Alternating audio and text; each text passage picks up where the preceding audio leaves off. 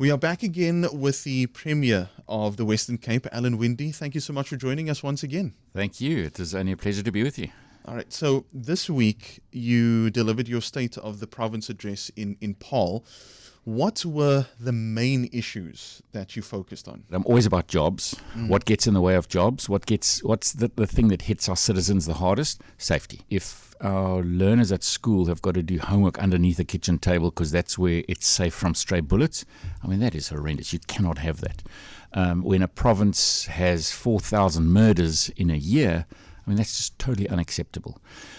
It might not be a constitutional mandate of a province. Our job is oversight on what they call community safety. My responsibility is every single citizen in this province. So safety is a big issue for me. And then the other thing that really is hitting our citizens hard, which is also not my responsibility, which is energy or electricity. And in both of those areas, I spoke about how we've stepped in as the province beyond our constitutional mandate and what the plans are and what we want to deliver. And then the third focus is the jobs in the region.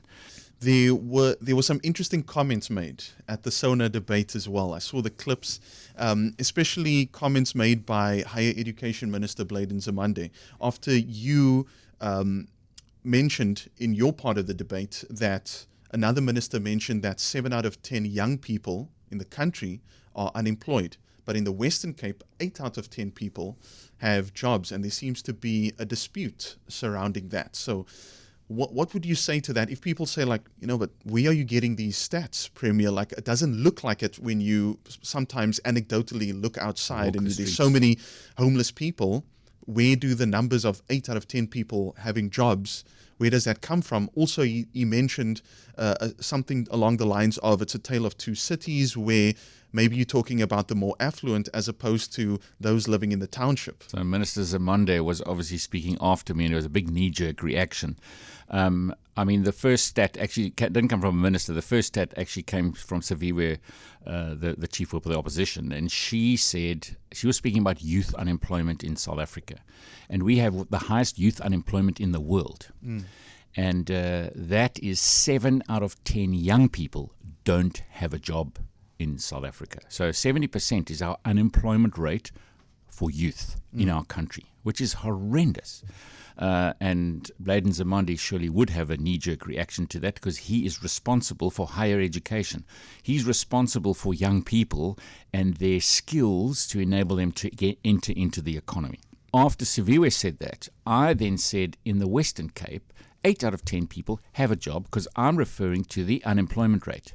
Our unemployment rate is 20%. 20%, 8 is 2 out of 10, right? So 8 out of 10 have got jobs. 2 out of 10 haven't got jobs. That's our unemployment rate. Now, of course, unemployment is measured on those that are either looking for jobs or not looking for jobs, and you get an expanded. So it's quite technical. The homeless issue is a big thing in the province as well. What measures then are taken to address that? So I think the number now is sitting at about 200 to 240 million rand a year that is spent between municipalities and the province on homeless shelters. Okay. That's a lot of money. There are a few thousand people that are homeless. Yeah. You'll also know from the city's reports on homeless people that they've interviewed, because we've got homeless people that are living all over the place, and that really happened during lockdown. Because during lockdown, no laws could apply. People could just go and live anywhere. And people set up informal settlements all over the place. And for a homeless person, you've got to be able to get an eviction. You've got to be able to show that you've given a bed. And that's why you saw the expansion all over the place in shelters. Because any court of law is going to say we're going to evict you from wherever it is. Is it an occupied building or is it an occupied piece of land? Generally, what the courts do is they say, then you must provide alternate accommodation. Of course, that's a very big debate in itself, because why must I go and pay for my home, or I go and rent a home and the next person doesn't do anything, but the government will use your taxpayers' money to go and build a bed? It's complex. It's very complex. But we've got thousands of beds that we've got available for homeless people. Obviously, there are also rules in shelters. You can't do drugs in shelters. You can't do, all sorts of things. And there's a percentage of people that are homeless that actually want to be homeless. There's a percentage that needs rehabilitation. There's a percentage of people that actually need social services and mental well-being issues. And so in the city specifically, they've been going and interviewing. I think most homeless people have been interviewed at least 3 times, understanding. So when you identify a homeless person, this person, please come to the shelter. If you don't want to come to the shelter, what is the issue? Do you need to be rehabilitated? Social worker will then go through your issues. Can we rehabilitate you with your family? Maybe your family's kicked you out. Can we help solve that problem? Or you came here from wherever you came, you haven't managed to find a job, you can't rent an apartment anymore, you've now absolutely destitute, so you're living on the street. How do we help you? Do you need to get repatriated with your family, which is in Uppington? And so those are the complexities of homelessness. It's a big, big issue. But we do put a lot of money to it between the province, the city, and other municipalities. It's not as if it's only in Cape Town, although, I mean, globally, it is a big issue. And I keep on saying to our team, let's have a look at how we can find solutions, not necessarily only for homeless people here, but can we also become those innovations or find those innovations that, we can showcase in California and we can showcase in Germany. If you go to Berlin today, you'll see homeless people underneath the bridges. If you go to California, you'll see homeless people on the side of the road. We've got exactly the same problem. It's a global issue. It's so sad. I remember after the pandemic going to a shelter where I met a young woman who had moved to Cape Town from Johannesburg. She was a qualified electrician, but she was also in the arts. And she'd been an actress on soap operas, and she anchored a job in soapies with a station just down the road here, a TV station just down the road here. And she kind of moved in, got her apartment, hadn't started her first day in work, and the lockdown came, and she didn't end up working. And the next thing, she couldn't afford her apartment anymore. She had to and she was living in one of the shelters. She has a fully qualified, in 2 spheres, arts as well as electrics. And she was destitute. It was so sad. But then how do you find, I still remember doing a social media post about her, and people were getting hold of me and saying, I've got an electrical company, we'll see if we can find a post for her.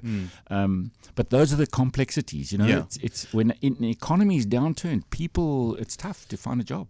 It was comments made in the Sona debate by Cameron Dugmore again, where he was talking about, and again, I'm mentioning the city, but it should be something that we need to focus on as a province, I guess, where he was talking about the amount of units that you get from 100 Rand if you buy from Eskom versus the city of Cape Town, and that where you get a little bit less. At the same time, City of Cape Town is also protecting its customers from a couple of stages of load shedding. So where do we find the middle ground? Overpaying for electricity, getting less units for what we are paying versus also the protection from stages of load shedding. It's interesting. Obviously Eskom is supposed to be providing electricity for the whole country, and Eskom is not able to do so. And so we've got an energy plan in the province to say, how do we actually become totally self-sufficient? We use 4,000 megawatts in the province. Our plan is 5,700 megawatts delivered by the private sector. I would like to have multiple companies delivering power into the system so they compete with each other, so we get competition, better pricing, because any transition in supply and demand, when you don't have something, the price goes up. And of course, NERSA is pushing our electricity prices up astronomically. And then municipalities buy power from Eskom and then have to resell it to their citizens. And then, of course, Cameron Dugmore raised exactly that issue, saying Cape Town is more expensive than Eskom. Cape Town, if you look at 450 units, and they've got systems where you can apply as indigents, so you get discounts. So if you look at the Cape Town versus other cities, and they call it the Lifeline electricity in Cape Town, and so they did a comparison on 450 units, Lifeline, so indigent applications. If you live in Durban, 450 units cost 1,336 Rand. In Johannesburg, 1,151 Rand. And in Cape Town, 899 Rand. So are we comparing apples with apples? No. So what Cameron was doing is just using one small component and saying this is what Cape Town does, and they're like overcharging you, trying to make politics of it. But if we look at the complexity of energy and electricity, I think there are two things. One is who is giving the better price, and there you can see between those three cities, Cape Town is by far the lowest. And then the second thing is Cape Town is now well on its way to 3 levels of load shedding mitigation. And of course, you can't just mitigate levels of load shedding without any expenditure. So in actual fact, in this province right now, there's 7 billion rand going into alternate energy supply. And that is province-wide. So I've got 1 billion rand going in from the province. We've got just short of 4 billion going in from the city. We nearly got 2 billion going in from other municipalities. So we're investing into alternate power. That money must come from somewhere. It comes from taxes. It comes from, in a province, it means we've got to take money away from perhaps our core delivery spaces like health and education, which is tough to make those decisions. But you've got to say, at the moment, 48 million rand a day is what load shedding costs us at load shedding level 4 in our province. So we must invest in this because we will not retain our jobs numbers if energy fails. So these are the complexities of the environment. So Cameron coming in with a comment like that actually isn't really helpful. At the end of the day, we've got to say we've got a massive problem. This is what our plan is in the province. This is how we want to fix it. We want to fix it at local government level, and we can already see Cape Town's well on the way. We know that Stellenbosch, they're well on their way with their tender. Same with Saldanha, same with George, same with Mossel Bay. So these municipalities are out on tender at the moment. We're probably going to have about 2,000 megawatts in the pipeline of delivery this year in the Western Cape. That's half of what we're using at the moment. That means half of the use of power. We should be able to almost mitigate another 2 or 3 levels. Depending on the level, when we hit level 6, it becomes very difficult. Because even in Cape Town, at level 6, Steenbras is not able to continue delivering what it delivers because it takes longer and longer to pump that extra water up to get that system running. So in different levels, it becomes more complex. But we have an overall plan. Over the next 3 years, 7 billion is going to be spent, and we want to systematically make sure that we mitigate that risk one level at a time, so that eventually in the next couple of years, we don't have any load shedding, no matter what Eskom does. And so that's our plan. Another thing was safety that you mentioned. There are people in certain areas who say, we are the police. We don't see them. The visibility is poor when we need them. When we make a call to the police, it takes long for them to come out there. Some don't even want to enter our areas because it's too dangerous. So what measures? I mean, we're even getting Google Maps to basically say, put up a warning if your Google wants to take you through an area. Yeah. And that's terrible. I mean, that doesn't help the economy. It doesn't help citizens at all. Police in South Africa, there's a deployment of officers per population number. So if we take the average police deployment per population in South Africa, the Western Cape should have 28,000 police officers deployed. In 2019, when I became the Premier, we had under 20,000. And so we had just over 19,000 police officers 5 years ago. Today, we have 17,500 police officers. Even less than we had 5 years ago. 10,000 officers less than we should have according to our population numbers. Because remember, we're growing in population numbers by about 150,000 people every single year. And people move here. They want to come here for health and education and jobs, etc., etc. And so it puts more strain on the crime system. And so we keep on saying that police are not able to deliver what they're supposed to be delivering. It is a national mandate, but I have kept on saying that if I look at different democracies around the world, where does policing get better? Where have they got it under control? And generally across the board, I've found it where local have more powers over policing. So we've got strong partnerships with different states around the world. One of the states that help us a lot is Bavaria, and we work quite closely. And they've got very strong federal powers in policing. And so in working with them, in working with the Institute for Security Studies, in working with various international bodies, we set up a safety plan. Now, our job, according to the Constitution, is only have oversight of policing. So what we should be doing is complaining too national that there's not enough police officers, and you don't give them enough police vans, and you don't give them fuel for their vans, and your radio systems don't work, because they don't work at the moment. You know that some of our police officers at the moment have to WhatsApp on their own private phones to communicate. That, yeah. I mean, that's just totally unacceptable. I mean, that is a total failure of management. You know, if this radio station didn't have operational mics, you couldn't do your job, and management are failing because they're not putting the mics in the system. So that's exactly what's happening. We're saying that is not sustainable. We want to step in. So initially, when I first came into office 5 years ago, I took R1 billion and I said, I'm going to take R1 billion, put it into a safety plan. We're going to put extra boots on the ground. We're going to run those boots like they would do in Bavaria. They run it based on data and evidence. So we then use not police data, we use our safety data that comes out of our health system. So an ambulance collects someone when they've been shot. An ambulance collects someone when they've been stabbed. So when they collect you, they know it's 11 o'clock at night, it's on the corner of X and Y street, and you've been stabbed. So that gets hotspot GIS mapped. And when we see a whole lot of people getting stabbed or shot in a specific area, we deploy our LEAP officers to that area with drones, with body cameras. We're using that data in Winde to deploy them. We've got tech systems that actually can show where the calls are coming in from citizens. We're using technology, and technology then tells us where to deploy. That then has given us a reduction in murders. So when I took over 5 years ago, Cape Town had the highest murder rate per population. We were known as the murder capital of South Africa. So per 100,000, we had more murders than any other part of South Africa.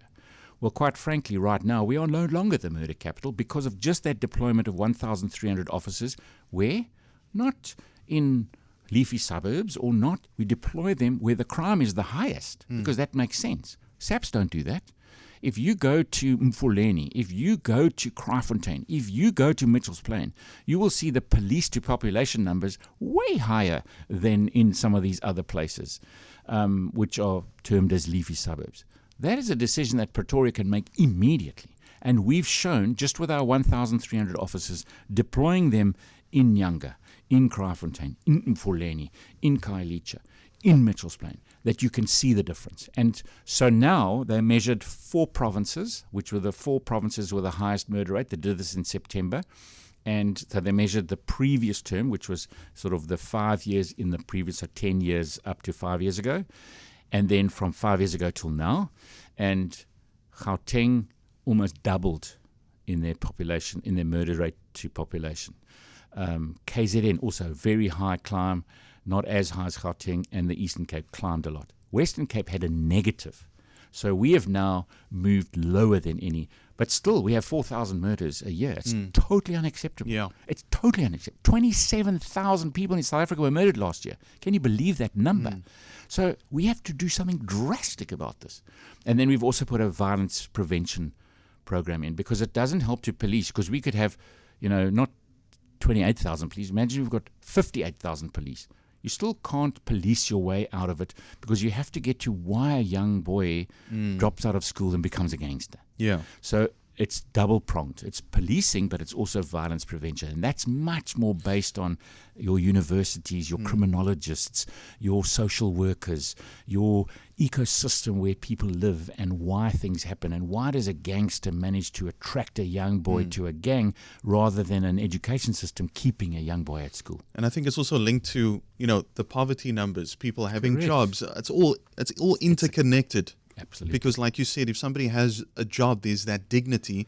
And also, I think a social aspect of the family staying together, the father figure being a good example, because in a lot of these households where the father is absent, it's many a times those boys that are looking for that role models, that are looking towards the wrong role models and going down the wrong path, and then the snowball effect continues and the vicious cycle continues. Correct. And so it perpetuates. 100%. Now the gangster's actually the hero in society instead of dad. Yeah. Because dad's not there. Yeah. But it's complex. It's very complex. It's young boys not able to say, well, I've got hope. There's a future for me. I'm going to get a job into the future.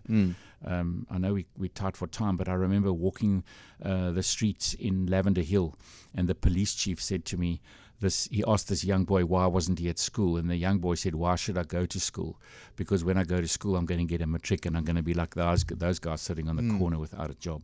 When in actual fact, if I drop out, I could become a gangster, and look at this gangster. And wow, how do you answer that? I mean, that is complex. It's difficult. But I always say, nothing stops a bullet like a job. Nothing gives you dignity like a job, and nothing puts food on your table like a job.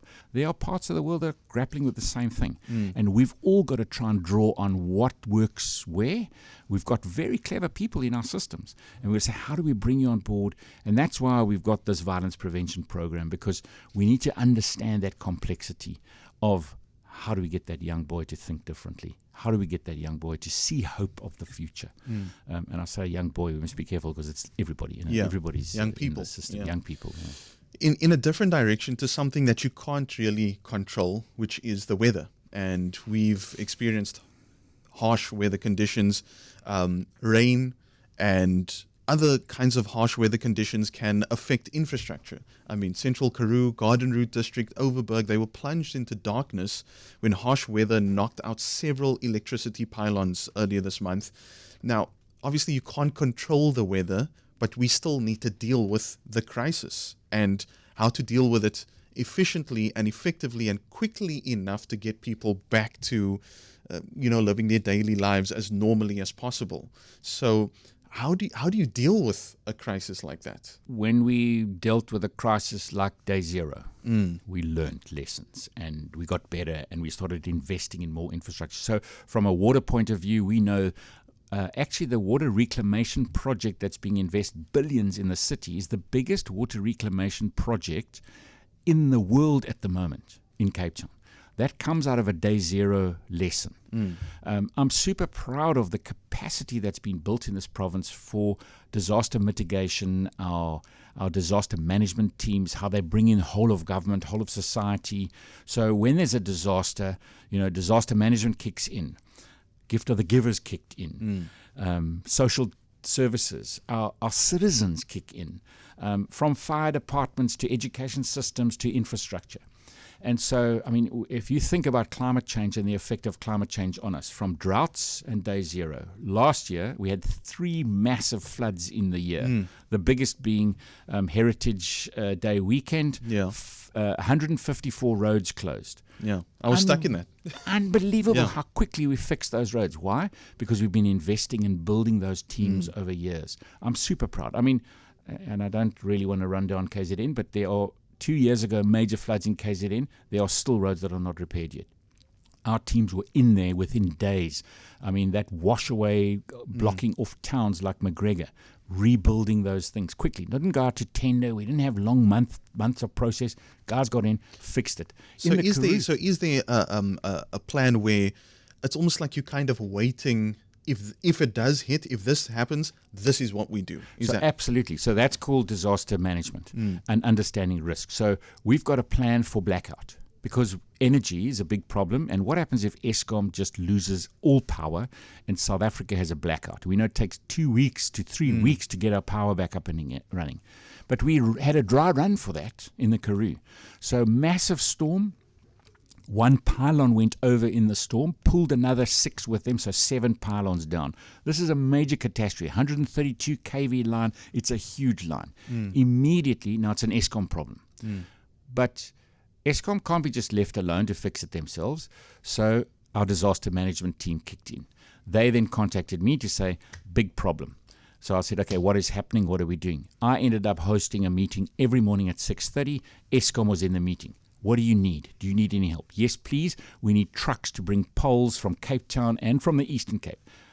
Our infrastructure team, Tertia Simmers, can your guys do trucks? Yes, we've got trucks. No problem. Tomorrow morning, we'll have a truck on the road. We'll have our traffic guys making sure that they've got heavy-duty permits. We'll get the truck on site. What else do you need? No, we did digger loaders. Okay, no problem. Have we got digger loaders? Yes, we had digger loaders to fix our yellow fleet to fix those roads. No problem. We'll deploy digger loaders. What else do we need? Education. No, we need generators. School hostels were closed. Farmers came along and said, okay, we'll give you a generator. Community said, well, we'll take the children into our homes even though we don't have electricity, it's easier for them with us rather than in the hostel with nothing. And so it was unbelievable. Then Gift of the Giver stepped in. Then then on the back of that, then our DSD guys came in and said, well, quite frankly, 14 days without power, everything you got in your freezers and your fridges has gone off. Yeah. So suddenly 5,000 food parcels are distributed.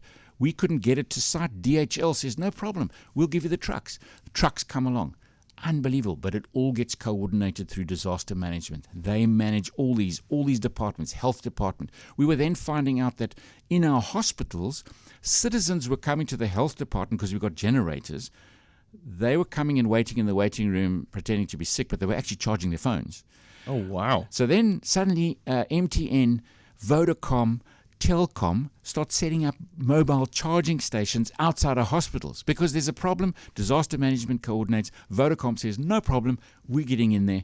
But now we know that the next time this happens, on day one we must deploy charging stations, not on day 3. So huge learning lessons. Do we learn those lessons, and are we ready for the next disaster, whatever it may be? From a drought to a fire. I mean, we've just had major fires. We're in the middle of the fire season. And jeepers, at one stage we had 18 major fires on one day. And so again, it's from in different areas, towns, from helicopters to people delivering water and hygiene to evacuations complex, and but it's amazing. We learn every single time, and we invest in it. Those are tough choices, but you got to put money aside so you can buy a new fire engine. You got to put money aside so that you can put in the latest technology, develop the new center. And I think we've done well over the last years because we are able to respond so rapidly when these things come, and then learn again and reinvest. Finally, the Port of Cape Town. Our last conversation, you spoke extensively about it and the inefficiencies, and now it's even come under more of a spotlight recently with the 19,000 cattle that was aboard a ship, and lots of the residents of Cape Town woke up to an awful smell. And then only to realize that it was this ship, the Al Kuwaiti, that was coming from Brazil around South Africa on its way to Iraq to deliver 19,000 cattle. And the conditions that those animals were in was absolutely horrific. And they needed to dock at Cape Town because they needed feed, they needed fresh food. There was another story that the reason why they chose this route, which was longer, was because of Houthi rebels that were busy targeting ships on the initial route that they wanted to choose. How did we handle things in the right way? So I think, first of all, we don't actually have regulation for this. Okay. But I do want to come up for the SPCA and animal rights organizations because they really jumped in very, very quickly. We did in our province, I spoke to our vets and our Department of Agriculture to say, what regulation have we got here? Because this is just unacceptable. In my own research, I mean, these issues are being faced by other countries as well. I saw Australia brought in a whole lot of regulation and legislation around it. So did New Zealand. So a number of countries are seized with this issue. I think, quite frankly, it is just appalling on how animals are treated in these ships, and we are really starting to say, what kind of legislation can we put in place so we can actually make sure this doesn't ever happen again. I think it's something that we need to be talking about at a United Nations and globally, because it is unacceptable that animals are treated in this way, and we have to be able to manage that. We don't, as we've said before, I mean, I'm distressed about the port. I would like to have much more management power over the port, its efficiencies, but also it's complex. And how does a ship like that get allowed in? And what is the next ship? Is it going to have people on it? Or I don't know. We've really got to have a look at this. So a big wake up call for us to say, what is going on here. And you can see it's something that is challenging across the world. And probably I'd love to see South Africa taking a stand at the United Nations saying we need to have regulation on it. But at the same time, in this province, our agricultural team with our veterinary scientists are busy looking at the complexity of legislation at a provincial level. What needs to happen at a national level? How can we make make sure that this is not actually the way that animals are moved around the world. And the world needs to also understand that this is complex and actually unacceptable.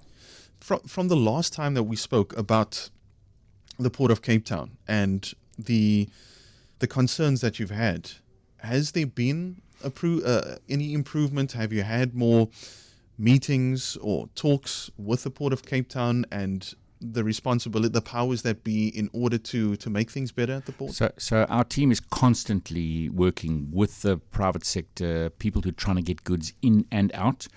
In my mind, I'm always stuck in the goods out because it's about getting our economy to grow, and our economy grows when we sell more product. And as you sell more product, you get more revenue and you can grow your businesses. But it's also about coming in. So in the last while, I've had so many conversations with SMMEs who can't get product in. I was at a chocolate factory the other day and they couldn't get product in to provide a certain brand of chocolate. There was a company that does prosthetics and supplies into citizens with disabilities, and they've got a whole lot of stuff that's been 6 weeks in the port, and the individual was saying, I've got to the stage now where if I want to save my business, I must sell my house. Wow. And that's unacceptable when the port is the blockage, so getting in and out. We've agreed with the port last year on a whole set of matrix, and we've got a dashboard that we helped put in place that measures how long a ship waits outside, how long it's alongside, how quickly it's being loaded. I mean, you see the queues of trucks. How do we manage truck queuing systems? Is it easier for your truck to wait, somewhere else than queuing up at Pardon Island and blocking the traffic? So we've set up all these dashboards.